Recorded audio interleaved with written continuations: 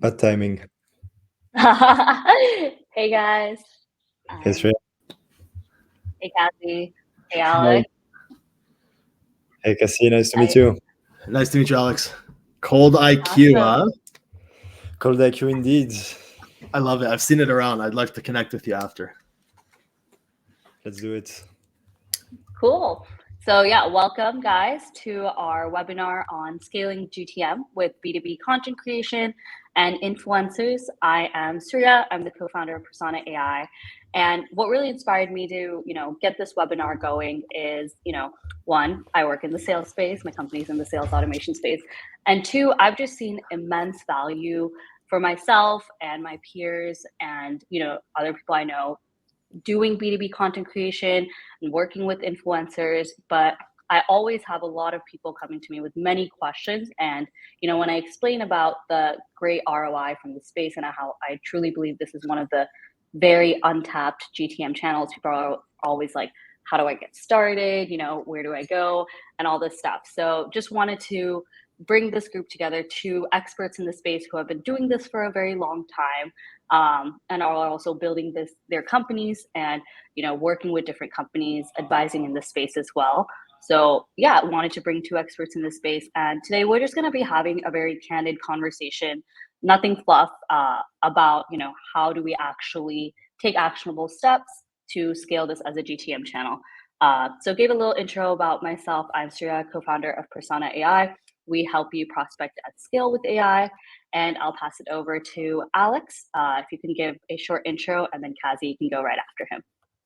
Yeah, sounds good. Thanks a lot for having me, Shreya. So, I'm Alex. I'm COO at Cold IQ. So, for the one that don't know what we do, our business is twofold. On one side, we have Cold IQ, the website, where we aim to be the G2 for sales. So we are comparing all the different sales tools on the market. We try to take as many demos as possible, testing a lot of tools, and then leveraging them inside of the Cold IQ agency. So we're also helping clients to do either outbound, or we also help clients with tools implementation. And I'm Kazi. So I was a content creator first. I started making content 8 years ago on YouTube. I got to 1 million followers on YouTube and Instagram and Twitter. And now I started a software business called Dreamwell AI, where it automates influencer marketing. So we've been able to analyze thousands of campaigns and study the audiences in the most successful campaigns, and essentially build a product that targets the influencers that have the highest ability to generate revenue for your brand. So that's kind of how I parlayed my content creation experience and then managing influencers in a content house in LA for a few years into starting this company to help brands stop wasting thousands of dollars or tens of thousands on influencers that have no business charging what they charge to get good ROI. Awesome. And I guess starting off, one of the biggest questions people have is like, how do you get started with B2B content creation? What channels have worked for you? Maybe we can start there. Maybe Alex, do you want to go first with that? What channels have worked for you? What is your way that you got started? And what do you recommend for like absolute beginners in this space? Yeah, so actually on our side, it's actually my co-founder Michel that inspired me to start. So when Mich started the business, I actually got the first clients just by posting on LinkedIn. I think back at that time was actually quite interesting. For 2 months, he was just like posting, asking like all of our friends to like support. Like he was just like texting us on WhatsApp, please guys, like drop a like, drop a comment, like don't make me look lame having like only five likes on my post.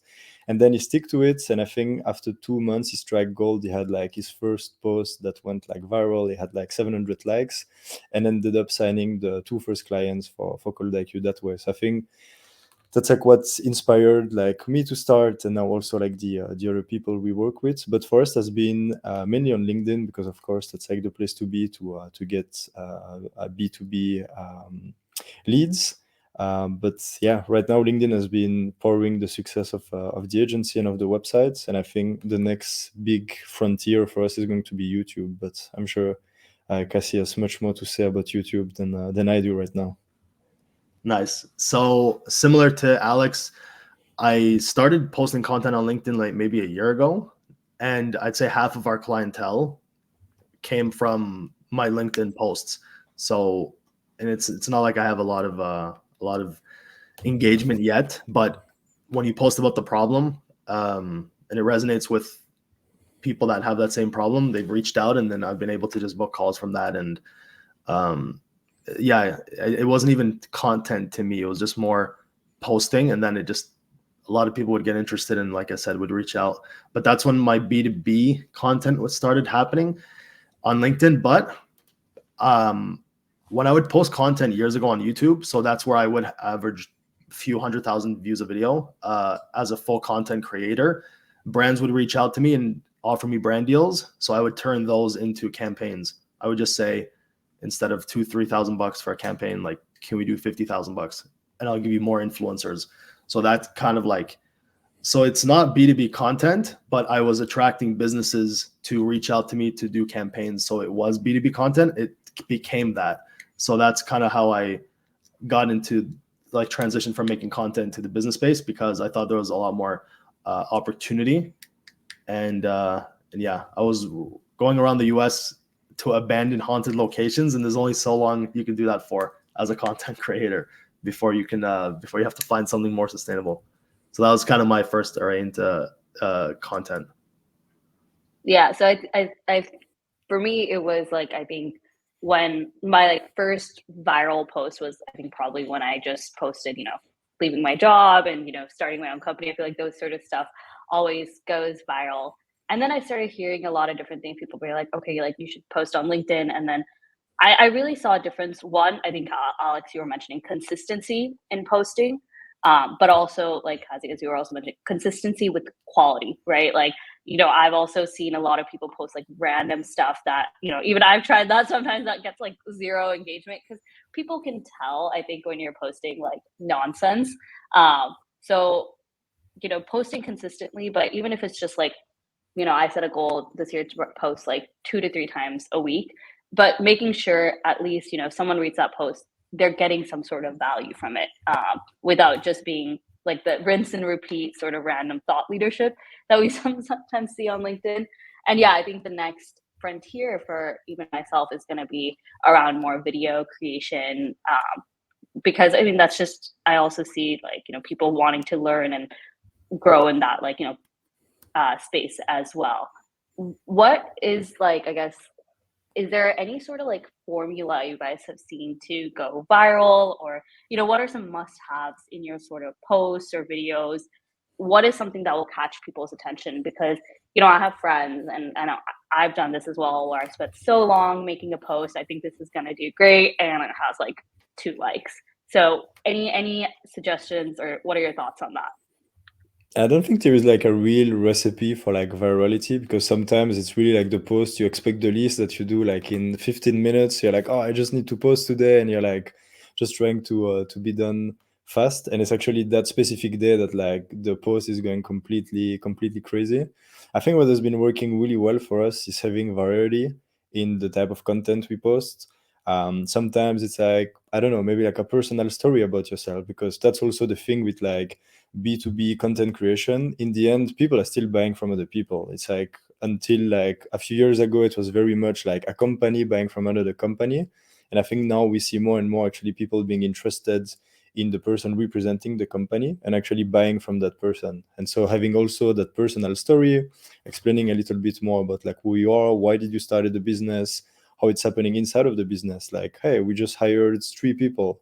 Or here is why we hired that specific person. Or like, here is how we got started. Here is like one win of the week, or like one thing that didn't go well this week. I think that whole build in public that I think started more like on Twitter. I think you have it a lot on LinkedIn as well now, where like people are actually really enjoying to see the process of like, you start a company, it's hard, and there's like a lot of hardship, but then it's like, oh, actually those guys are hiring. Like when we hired 3 people here in March, like so many people just like send a message and be like, hey guys, so happy for you. We saw like since the beginning, like you've been posting for many months, and we actually see that the business is growing. Like people kind of get used to see you on their feed, and I think they really appreciate to see the growth and like, yeah, the day-to-day of the business as well.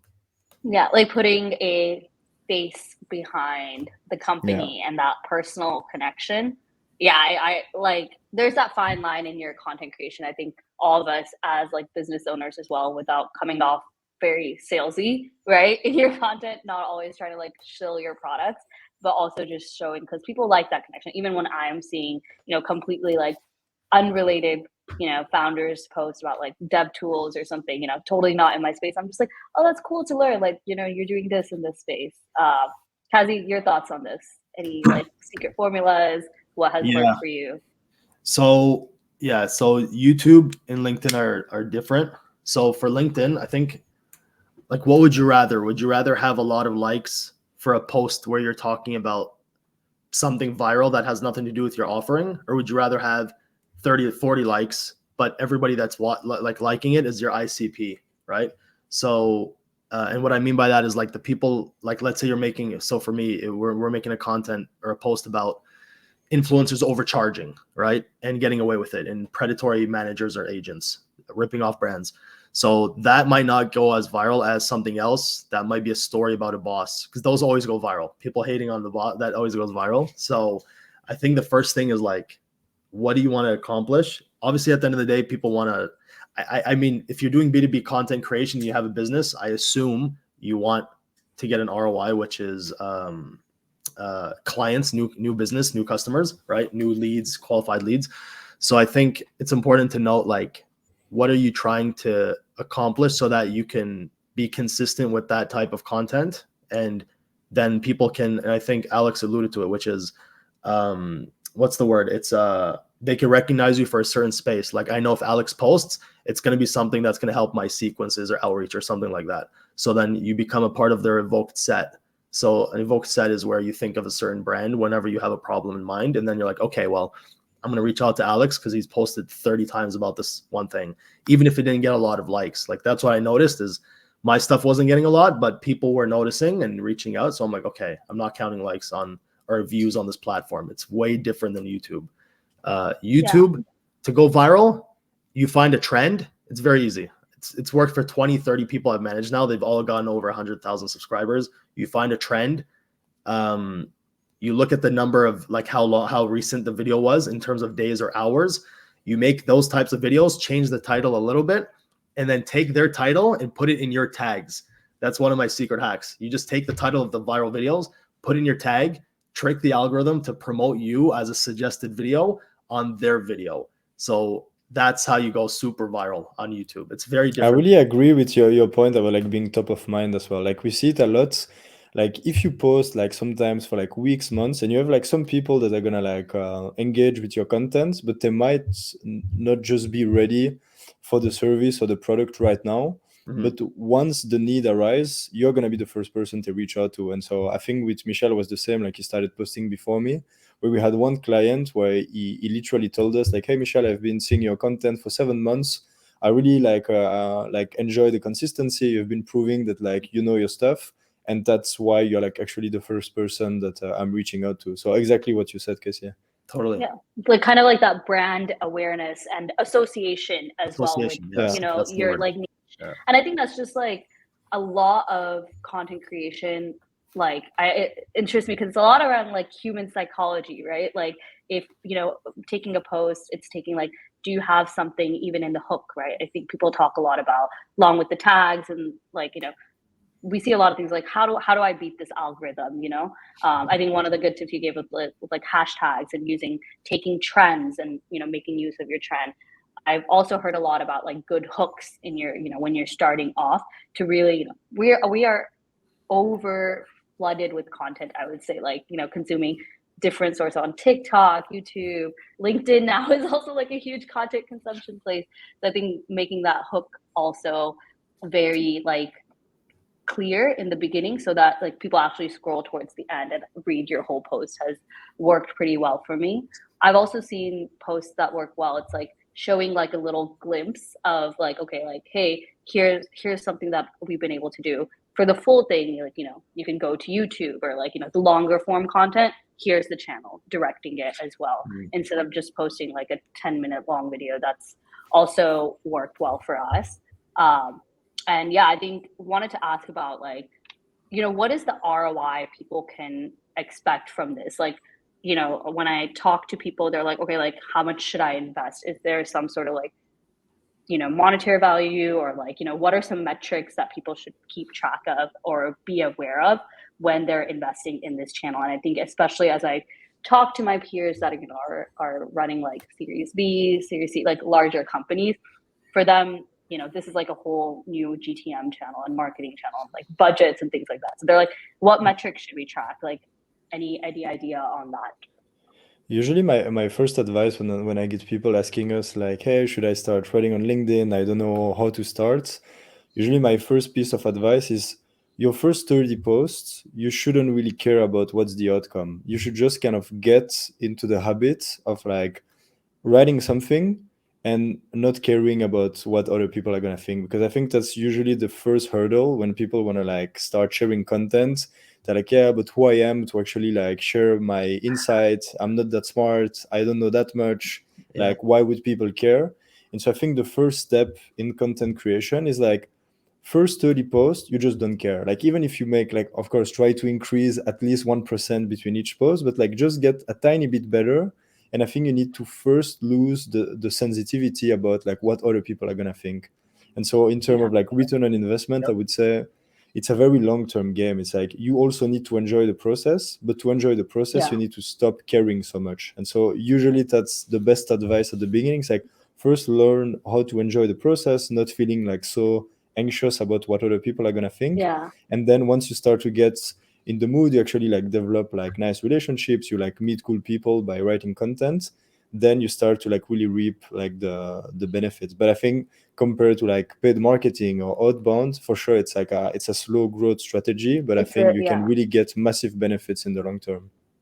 And Yeah. one more thing I want to pick from like what you said, it's also following the people in your space. If it's hard for you to just get started or get inspired by ideas, I think this is like really helped me as well. It's like, okay, I just want to immerse myself with people from this vertical who are the best content creators. And, that's what the algorithm does best, right? Like if you are engaging with certain posts, if you're engaging with certain sort of creators, you find more people in the space. So usually what I also like to do is just gain inspiration from like, oh, like these people are posting about this in this way. And this, I think immersing yourself in that vertical as well.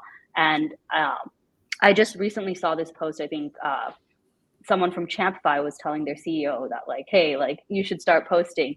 And the stat was like, they saw a 33% of their new demo requests stated LinkedIn as the source. So, it's cool to see like an actual, like, like a larger sort of company do this sort of experiment. And they listed a bunch of other stats as well. But yeah, it's like sometimes that people don't understand it is a longer term game, but you only start like once you build that brand and get over, I call it like cringe mountain to start posting, it only starts building from there. So like it only will pay off going forward. Cringe mountain. Yeah. So Yeah. regarding what Alex was saying, so I could say from the YouTube side, because you get thousands of comments a video sometimes. Yeah. If you read them and you take them to heart, you will, first of all, you think that people want you to die, literally, because of the comments you got. Yeah. You would have to you have to have thick skin and you have to ignore the bad ones, or else you'll just stop. So like I learned that from the YouTube world, that you literally cannot care what they say. The ones that are supporting are great, but there's a lot of ones that are not, regardless of what you post. Yeah. In terms of ROI, so here's the thing. Here's what I've seen. So Gary Vee has the biggest channel on YouTube for business. He has one of the biggest businesses in the world in his space. Alex Hormozy, most content, one of the biggest businesses. Patrick Bet-David, same. So this is a correlation. I think it's a causation. So all these people that are massive on content have huge companies. That's not by accident. It's because the content blew up their company. So, but to get to that, it's here's the thing. The question in of itself, it's a good question you have to ask. But just like Alex was saying, your 30 posts, you can't. And here's the thing. Here's what I've seen. So, and this is, I'll make a comparison.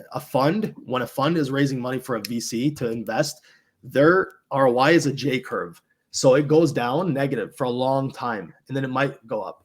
But you have to expect that you're going to lose. Not only are you not going to see ROI, but you're going to go down in negative, because you're going to have to pay someone to make the content, time, effort. That's all negative. That's going to be down. And you have to stick to it for a long time. And that's the thing, is that no one's going to do it. And no one's going to do it because no one is doing it, except for very few. And the few that are kept going, and then they exploded. So people want that. They want to measure this, but you're not going to get to this at all. And you're going to have to sustain this, but it's easier to take money out of here and put it into paid ads, because you can measure paid ads today. You can't measure this. And if you measure this, you're going to think you're failing, because you're failing by the numbers. So not a lot of people make content. Like I look at my space, influencer marketing. I look at a lot of sales space. Like people don't make content. They do, but they don't really make content.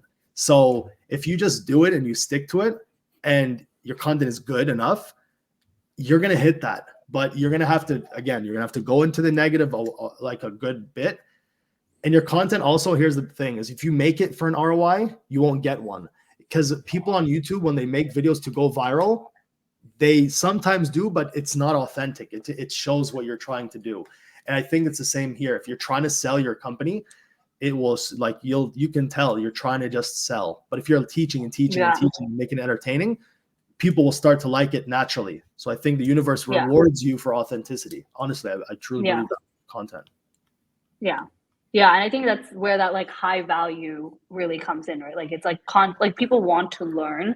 And like, you know, if as a founder or a business owner in your space, like you are solving some very clear problem. And I think making your content in a way that like, you know, just let that passion for solving that problem come across in your content as a way that's not also coming off as like too shilling, but in a way that's like authentically like, yeah, like this is how you can solve your problem. And like, this is why I'm working in the space. Another question people have is like, who should be creating the content for a company? Is it like, you know, is it influencers? Is it like the founders? Is it like the team members? And, you know, honestly, I've seen all across. Like, I believe like if you're the founder, you should be creating the content. You're really becoming like the voice and face of the brand. Influencers should be kind of like targeted in your space, thought leaders, you know, respected individuals in your space.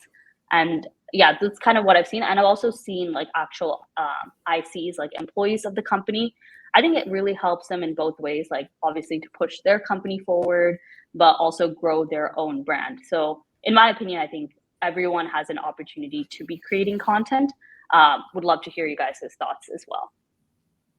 Yeah, I think I agree. I think it should be really at every single person should write content and post content, but only if they actually enjoy it, because it's something that's very difficult to maintain in the long term if you actually like despise the process. So I think bouncing on what Casey was saying as well is like it takes so long to see the results that like if you do it because your boss is telling you like, hey, come on, like post your post of the week, like that's not gonna last. Like you really need to be like, okay, I'm here for the long term, like I'm playing the long game, and okay, for the first 30 posts I'm not gonna care, and then I will see, I can decide in 6 months. If nothing happened, then I can decide to stop. But I think at the beginning you should actually like enjoy like sharing, meeting people, like engaging with like other creators, because if it's force, it's like with every change, I think if it doesn't come from the inside, if it's like external pressure that make you do something, it usually doesn't last that long. So, and then for who should be doing it and actually write the post, I also think it should be done by the person posting. Like there is so many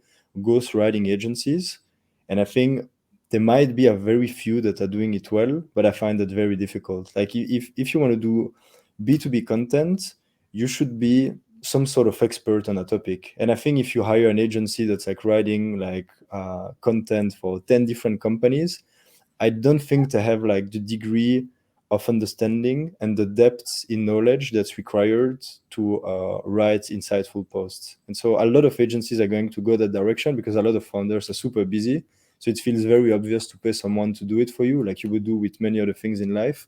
But I think for content, it's much more difficult. You can maybe have someone to help you to, I don't know, post it and like engage with the comments. Yeah, you can use like tools that's, like, to, yeah. To Like go yeah, ahead. go ahead.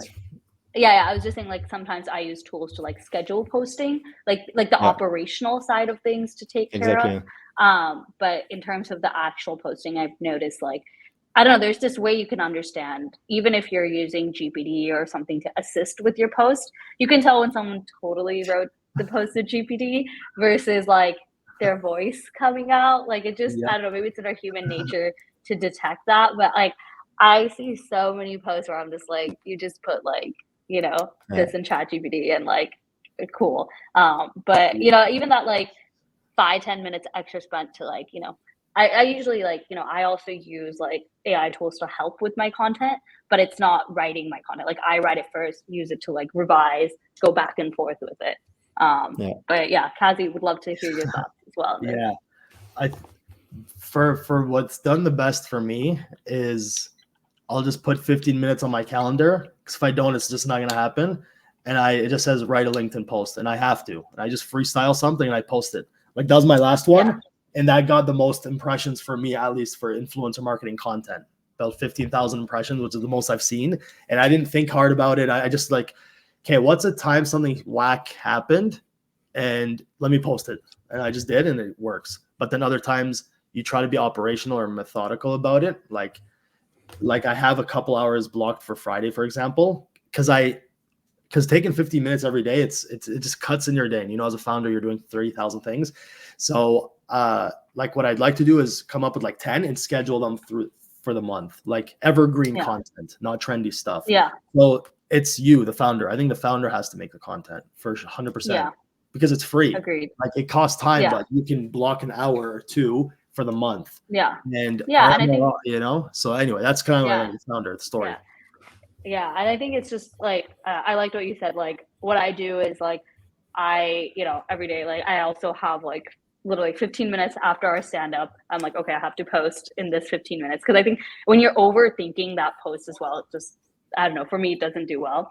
So what I do over the weekend is I take some time and I like keep like batch content. If like okay, if I really can't think of any ideas today, I'll post something from here, which is you know always like value add sort of things, or if I see some sort of trending topic, then I'll try to like create a post from that. But I think that having that kind of like backup content in case of those days where you're in a creative block really helps me as well. Because sometimes, you wake up as a founder, you're doing so many different things and, have one more thing to worry about.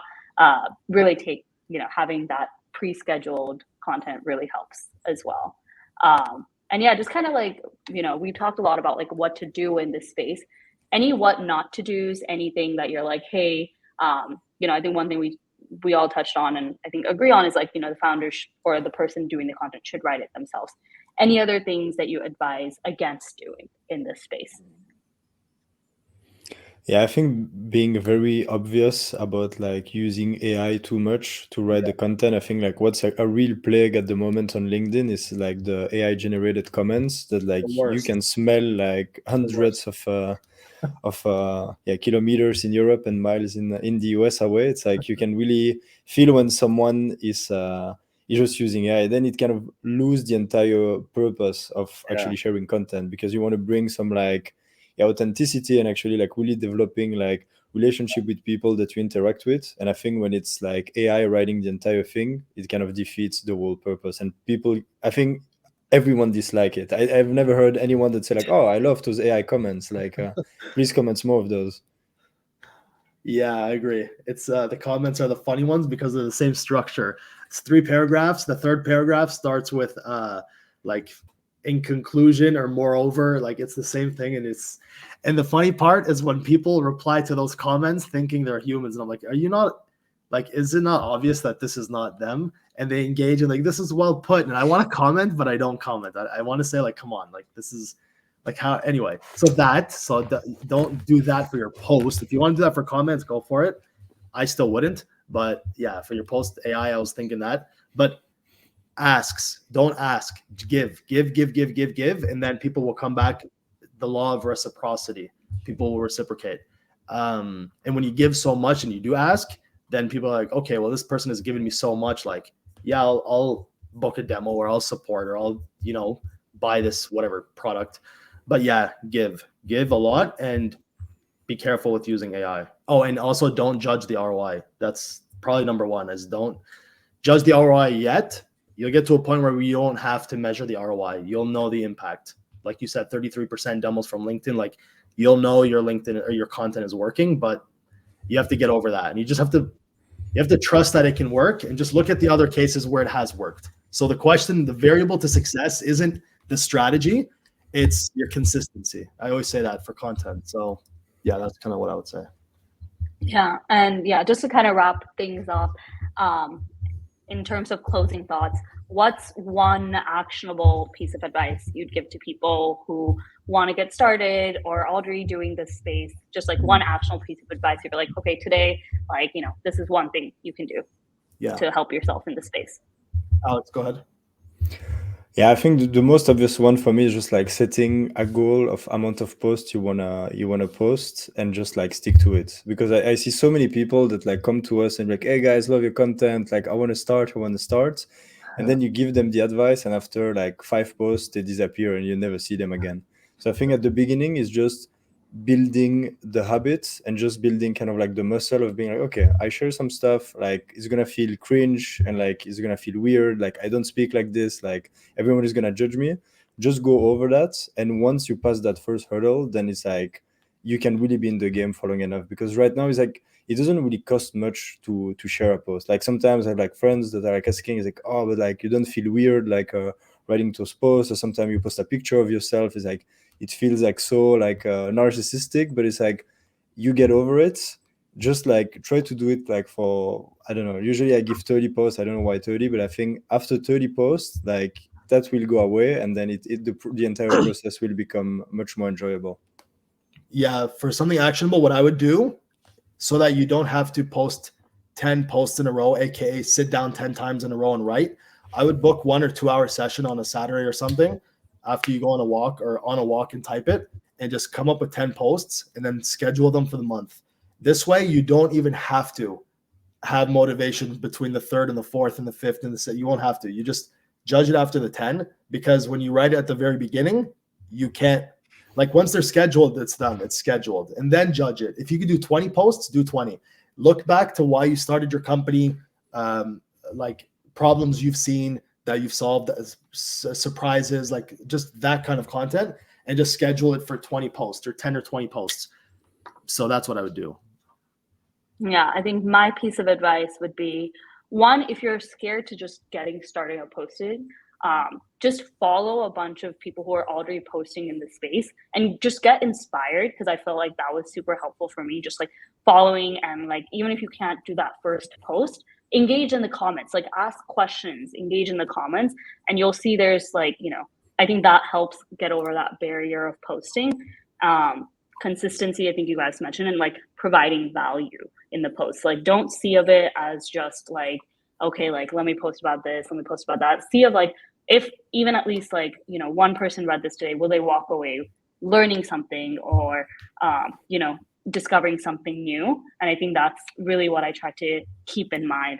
And I think the best part, like just to kind of like wrap things up here, all 3 of us are talking from across the globe. So we all have never met in person. I think Alex and Kazi are connections I made via LinkedIn and like content creation. And I think that's just like that community you build, like beyond like the business and the brand and all those amazing things. I think it's also just like your own community and meeting and engaging with really smart people that are very inspiring and that you can learn from. And I think that's a investment that, is there for life beyond the company and everything. So that's, really something, and Alex is based in Europe, Kazi's in the East Coast, and I'm in San Francisco. So to see that like 3 people across the globe who've like literally never met in person coming together and sharing these thoughts, I think that's pretty magical in there. So yeah. Amazing. Cool. Awesome. I think we're around at time. So thank you so much, Alex and Kazi, for taking the time today. Thanks a great lot. discussions. And yeah, we'll be sharing more from these posts and thoughts as well. Thanks, guys. See ya. Amazing. Thanks, Rhea. Thanks, everyone. Bye-bye.